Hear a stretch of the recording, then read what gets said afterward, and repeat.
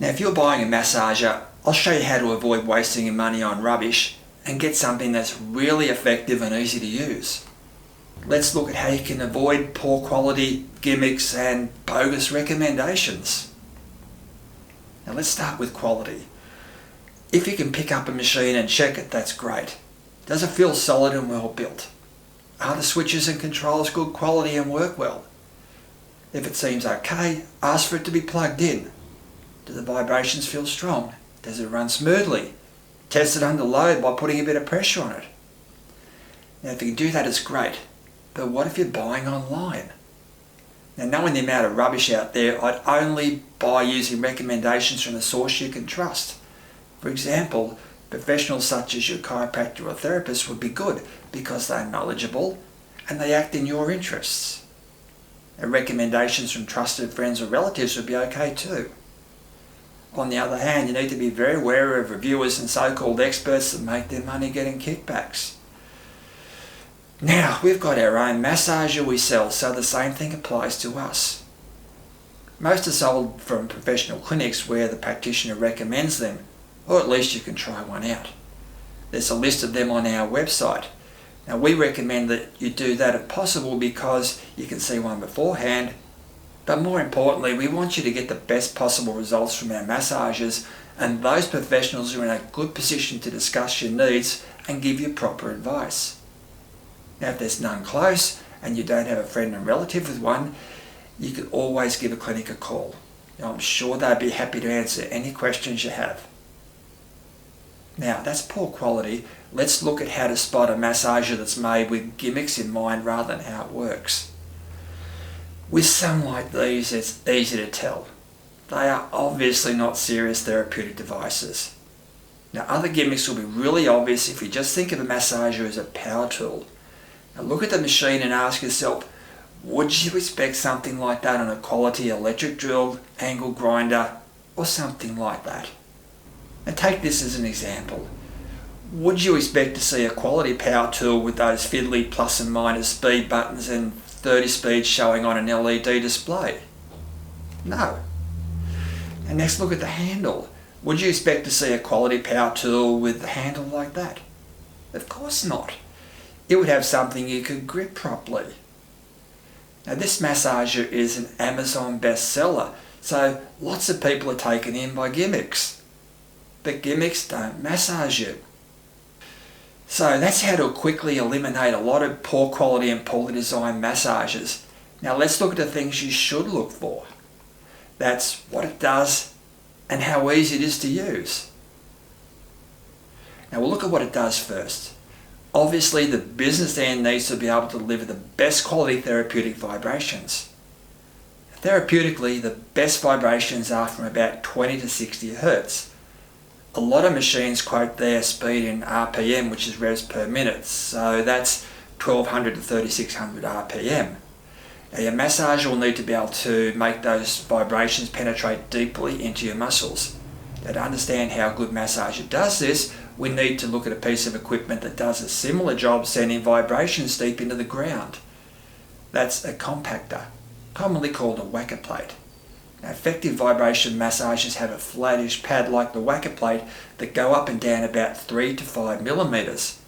If it goes up and down less, it'll just tingle the surface. If it goes up and down more, it will just bounce around. Now you can easily see how much the pad goes up and down by looking at its side on when it's running. In saying that, you see machines with rounded and pointed heads and ones that go up and down a lot more than 5 millimeters. Now what they do is use the vibrations to help drive the head in rather than to penetrate deeply into the muscles. Now I'll show you what I mean using an analogy and then give you a demonstration. The analogy is the difference between this whacker plate and this jackhammer.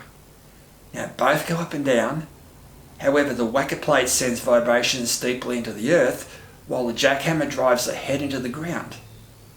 Now you need to remember that the benefits of vibration massage come from the vibrations, not the head being driven in. Now for the demonstration I'll use a flat head and then a more pointed head on my thigh. Now first the flat head. Now I can feel everything working as it should. I can feel the vibrations going right through my thigh, and if I put my finger on the other side, I can feel the vibrations coming through. Now this massager has a smaller head for harder to get at areas, so let's try it.